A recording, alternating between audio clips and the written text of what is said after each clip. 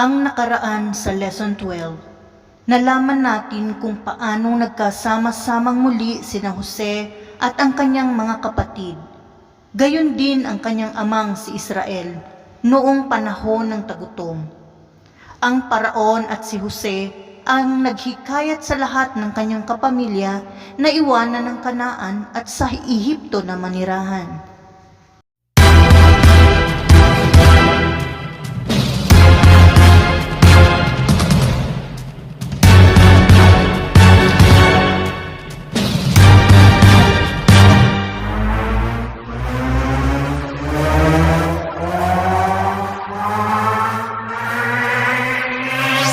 Lesson 13, Ang Sanggol sa Ilog.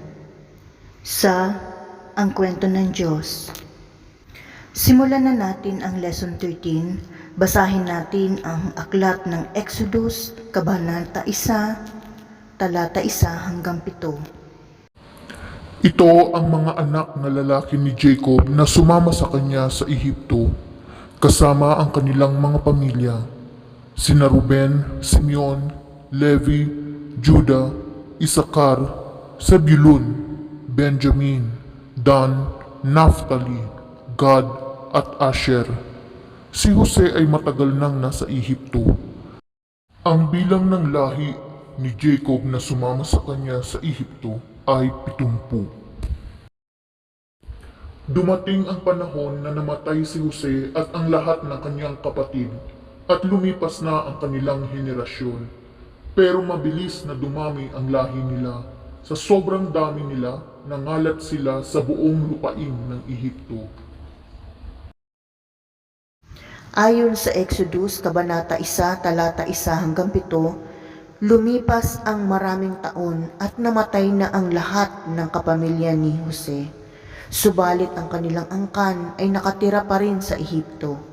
Sila ang naging pinakamalaking grupo sa bansang Ehipto ng mga panahong iyon.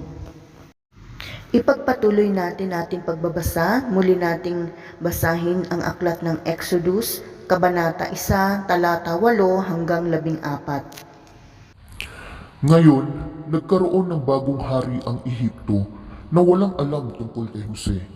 Sinabi niya sa kanyang mga mamamayan, "Tingnan ninyo, masyado nang marami ang mga Israelita at nanganganib tayo. Dahil baka magkaroon ng digmaan at kumampi sila sa mga kaaway natin at lumaban sa atin para makaalis sa ating bansa. Kaya maghanap tayo ng paraan para hindi na sila dumami pa." Kaya naglagay sila ng mahihigpit na tao na mamamahala sa mga Israelita para pahirapan sila at pagtrabahuhin ng mabigat. Ipinagawa sa mga Israelita ang mga lungsod ng Pitom at Rameses para magkaroon dito ng mga bodega ang paraon. Pero habang patuloy silang pinahihirapan, lalo naman silang dumarami at nangangalat sa Ehipto. Kaya lalong natakot ang mga taga-Ehipto sa kanila. Dahil dito, lalo pa nilang pinagmalupitan ang mga Israelita. Hindi sila naawa sa mga ito. Pinahirapan nila sila sa paggawa ng mga tisa at pangsemento at pinagtrabaho ng matindi sa bukid. Binago ng Panginoon ang pangalan ng ama ni Jose na mula sa Jacob ay naging Israel.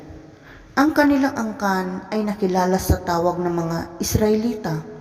Minsang tinatawag din silang Hebreo. Maraming taon na ang nakalipas nang pamahalaan ni Jose ang Ehipto at ang bagong paraon ay hindi kilala kung sino si Jose. Hindi niya alam na marami ang nailigtas mula sa matinding tagutom dahil kay Jose. Dahil sa napakaraming mga Israelita ang naninirahan sa Ehipto, ang mga Ehipsyo ay natakot sa kanila, kaya sila ay ginawa nilang alipin at minaltrato. Ipagpatuloy natin ang kwento ng Diyos. Basahin natin ang Exodus, Kabanata 1, talata 15 hanggang 22. Pagkatapos, sinabi ng hari ng Ehipto sa mga Hebreyong kumadrona na sina Sifra at Pua, "Kung magpapaanak kayo ng mga babaeng Hebreo, patayin ninyo kung lalaki ang anak. Pero kung babae, huwag niyo nang patayin. Pero dahil may takot sa Diyos ang mga komadrona, hindi nila sinunod ang inuutos ng hari. Sa halip, hinahayaan nilang mabuhay ang mga sanggol na lalaki. Kaya ipinatawag ng hari ng Ehipsyo ang mga komadrona at tinanong, "Bakit ninyo ito ginawa? Bakit hinahayaan ninyong mabuhay ang mga sanggol na lalaki?" Sumagot sila, "Ang mga babaeng Hebreo ay hindi tulad ng mga babaeng Ehipsyo. Madali silang manganak at bago pa kami dumating nakapanganak na sila." Kaya pinagpala ng Diyos ang mga komadrona at dumami pa ng dumami ang mga Israelita. At dahil sa iginagalang ng mga komadrona ang Diyos, binigyan sila ng Diyos ng sarili nilang pamilya. Nang bandang huli, nag-utos ang paraon sa lahat ng mamamayan niya, "Itapon ninyo sa ilog ng Nilo ang lahat ng bagong panganak na sanggol na lalaki ng mga Israelita, pero pabayaan ninyong mabuhay ang mga batang babae." Ayon sa ating binasa, labis na natakot ang paraon sa mga Hebreo, kaya ipinag-utos niya na ipapatay ang mga anak nilang sanggol na lalaki. Ipinag-utos sa kanila ng hari na itapon ang mga anak na batang lalaki sa ilog ng Nilo upang doon malunod. Ipagpatuloy natin ang kwento ng Diyos. Basahin natin ang Exodus, Kabanata 2, talata 1 hanggang 4. Ang kapanganakan ni Moses. May isang tao mula sa lahi ni Levi na nakapag-asawa ng isang babae na galing din sa lahi ni Levi. Hindi nagtagal, nagbuntis ang babae at nanganak ng isang lalaki. Nang makita niyang malusog ang sanggol, itinago niya ito sa loob ng 3 buwan. Pero nang hindi na niya maitago ang sanggol, kumuha siya ng basket na gawa sa halaman ng papyrus at pinahiran ng alkitran. Pagkatapos inilagay niya ang sanggol sa basket at inilagay ito sa matataas na damo sa pangpang ng ilog ng Nilo. Nakatayo naman sa di kalayuan ang kapatid na babae ng sanggol para tingnan kung ano ang mangyayari rito. Ayon sa ating binasa, isa sa mga Hebreong babae ay may anak na sanggol na lalaki.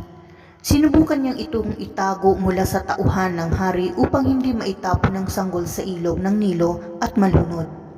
Nang makalipas ang 3 buwan, hindi na niya kayang itago ang bata, kaya inilagay niya ito sa isang basket at ipinaanod sa ilog, sa lugar kung saan ay may maraming talahib. Ang kapatid na babae ng sanggol ay nagmamasid sa kanyang nakababatang kapatid na palutang-lutang habang hinihintay niya kung ano ang mangyayari sa sanggol. Ipagpatuloy natin ang kwento ng Diyos. Basahin natin ang aklat ng Exodus, Kabanata 2, talata 5 hanggang 10. Ngayon, lumusong ang anak na babae ng Faraon sa ilog ng Nilo para maligo. Habang naliligo siya, ang mga utosang babae naman niya ay naglakad-lakad sa pangpang. Nakita ng prinsesa ang basket na sa matataas na damo, kaya ipinakuha niya ito sa isa sa kanyang mga utusan. Binuksan niya ang basket at nakita ang umiiyak na sanggol, kaya naawa siya rito. Sinabi niya, Isa ito sa mga sanggol ng mga Hebreo. Pagkatapos, lumapit ang kapatid na babae ng sanggol sa prinsesa at nagtanong, Gusto niyo po bang ikuha ko kayo ng isang babaeng Hebreo na magpapasuso at mag-aalaga sa sanggol para sa inyo? Sumagot ang prinsesa. Sige. Kaya umalis ang kapatid ng sanggol at pinuntahan ang kanilang ina at dinala sa prinsesa. Sinabi ng prinsesa sa ina ng bata, Dalhin mo ang sanggol na ito at pasusuhin para sa akin. Aalagaan mo siya at babayaran kita. Kaya kinuha niya ang sanggol at inalagaan. Nang lumaki na ang sanggol, dinala siya ng kanyang ina sa prinsesa at itinuring siya ng prinsesa bilang tunay niyang anak. Pinangalanan ng prinsesa ang bata na Moises dahil sinabi niya, kinuha ko siya sa tubig. Ayon sa ating binasa, nang dumating ang prinsesa upang maligo sa ilog, nakita niya ang basket na palutang-lutang sa tubig. Nang kinuha niya ito at binuksan, nakita niya ang sanggol na umiiyak. Alam niya na ang batang ito ay isang Hebreo na nais ipapatay ng kanyang ama. Subalit naawa siya sa bata at ninais niyang alagaan ng bata na parang tunay na anak.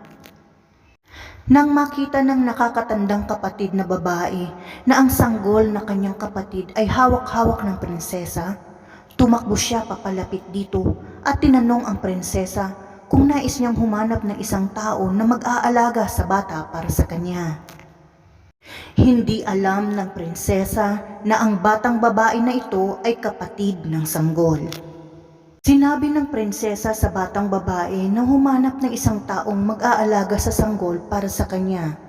Kaya, ang matalinong batang babae ay pumunta sa kanilang ina.